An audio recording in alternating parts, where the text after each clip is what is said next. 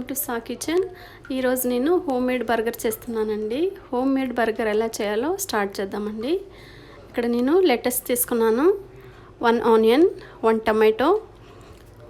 So next నేను mayonnaise తీసుకున్నానండి, అలాగే కెచప్. నెక్స్ట్ నేను చికెన్ ప్యాటీస్ తీసుకున్నానండి. Next burger bun. నెక్స్ట్ నేను ఇక్కడ చీజ్ స్లైసెస్ తీసుకున్నానండి. నెక్స్ట్ ఆయిల్ వీట్ అయిన తర్వాత ప్యాటీస్ అనేటివి అన్నీ ఇలా ఫ్రై చేసుకోవాలండి. నెక్స్ట్ మనం ఇలా తిప్పుతూ ఉండాలండి. ఇవి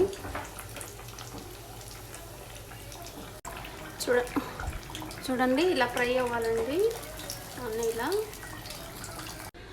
నెక్స్ట్ ఇక్కడ నేను కెచప్ వేస్తున్నానండి. నేను ఇక్కడ 6 బర్గర్ చేస్తున్నాను. 6 బర్గర్కి సరిపోయేంత క్వాంటిటీ వేస్తున్నాను. స్పూన్ తీసుకొని అంత బాగా ఇలా మిక్స్ చేసుకోవాలండి. చూడండి ఇలా మిక్స్ చేసుకోవాలండి, అంతా ఇలా రావాలి. ఇది వరకు మిక్స్ చేసుకున్నాం కదండి సాసు, అదంతా ఇలా స్ప్రెడ్ చేయాలి బ్రెడ్కు.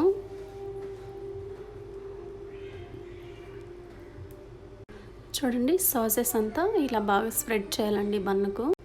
నెక్స్ట్ నేను lettuce, next tomato, next patty,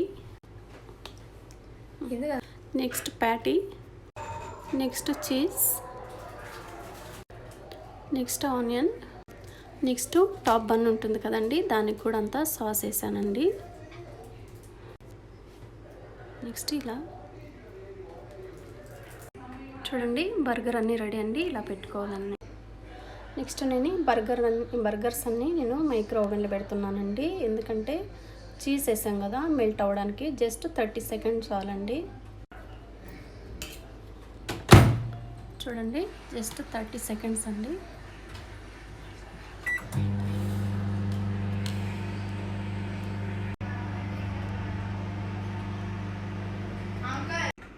చూడండి 30 సెకండ్స్ తర్వాత చీజ్ అంతా ఇలా మెల్ట్ అయింది.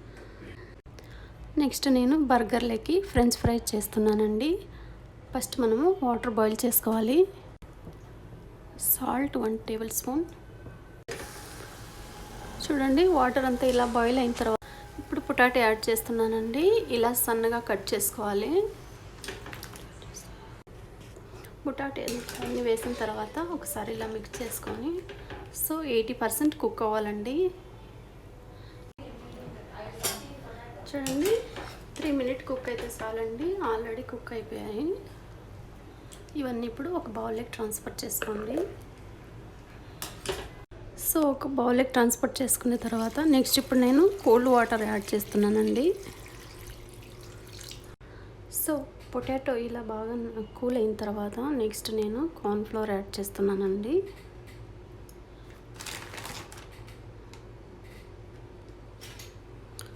కార్న్ఫ్లోర్ అంతా బాగా కలిసేటట్టు మిక్స్ చేసుకోవాలండి. సో ఇది వరకు మిక్స్ చేసుకున్నాం కదండి పొటాటో, అవన్నీ నేను ఇప్పుడు యాడ్ చేస్తున్నానండి. వేసిన తర్వాత ఇలా అవన్నీ మిక్స్ చేయాలండి.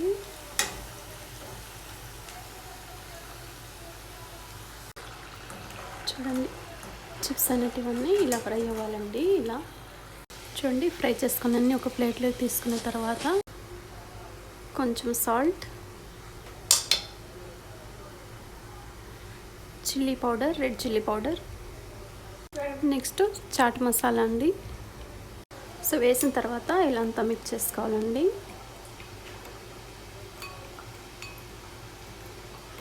నెక్స్ట్ ఇది వరకు కలిపేయడం కదండి, ఇదంతా మిక్స్ చేస్తున్నానండి నేను.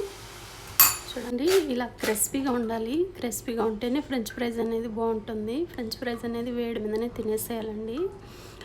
పెద్దవారి కంటే కూడా చిన్నపిల్లలు చాలా ఇష్టపడతారండి French fries. So burger ready అండి, అలాగే ఫ్రెంచ్ ఫ్రైస్ కూడా రెడీ.